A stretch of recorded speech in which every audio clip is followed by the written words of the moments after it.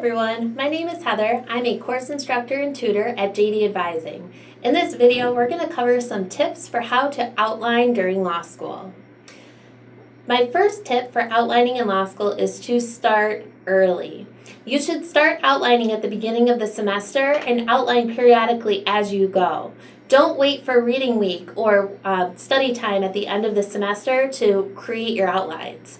Start outlining right away and do it little by little each week so that you leave yourself time to practice exams and memorize your outline toward the end of the semester. Tip number 2 is to rely on your class notes when making your outline.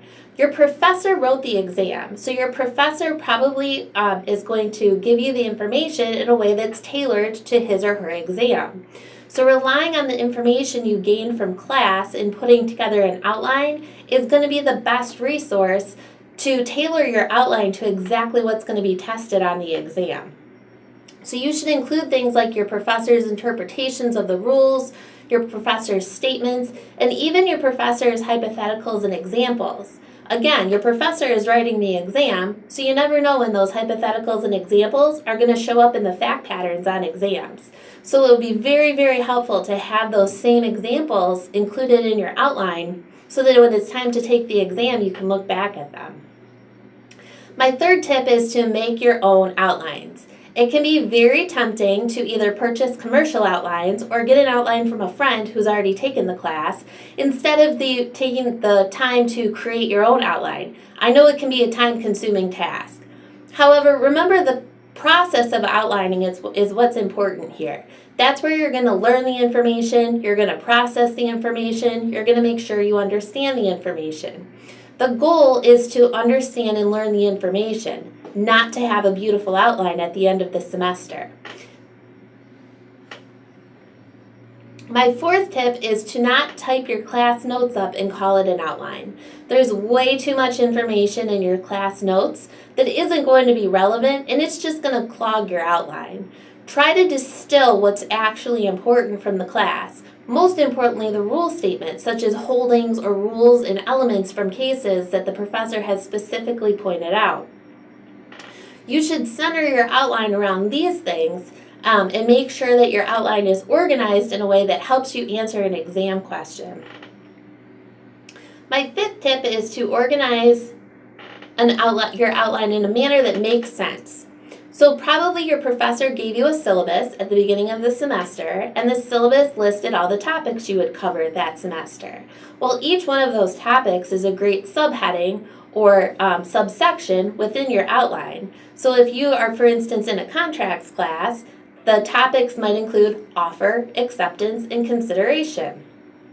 So you could use those as the basis for drafting your outline. Another great resource for creating a basis for your outline is the table of contents in your casebook. Use the names of the chapters or the subsections within the chapters to make sure that you're covering all the relevant information and distilling the rules for all the important elements in each chapter. So with those tips in mind, how do you make an outline? Well, as I said, start with either the syllabus or the table of contents, and then for each topic or subtopic, you're going to want to try to identify the rule. So your outline should be centered on those rules and the subtopics rather than on cases. Many students make the mistake of centering their outlines based on cases. They'll type the case name, a brief statement of the facts, the procedural history, then they have the rule, which is the important part, maybe some sort of argument section, and then a conclusion. Well, this is helpful to know what that case tested, but it's less helpful when you go to pull out the rules and you want to apply them to new cases or new fact patterns, which is typically what gets tested on a law school exam.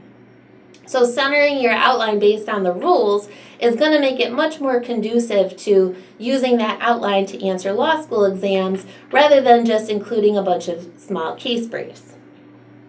So finally, as you're making your outline, it's also important, as I mentioned earlier, to include any hypos or examples that your professor used in class. You can use these hypos or examples as analogous or distinguishable fact patterns when you're discussing a fact pattern in your exam answer. You might also see very, very similar hypos or examples used in the fact pattern on an essay exam. Because like I said, your professor who writes the exam is also likely coming up with these examples and hypotheticals, so there's a good chance you could see some overlap. So those are our tips for outlining in law school. If you have any questions, please feel free to email info@jdadvising.com. Thanks for watching.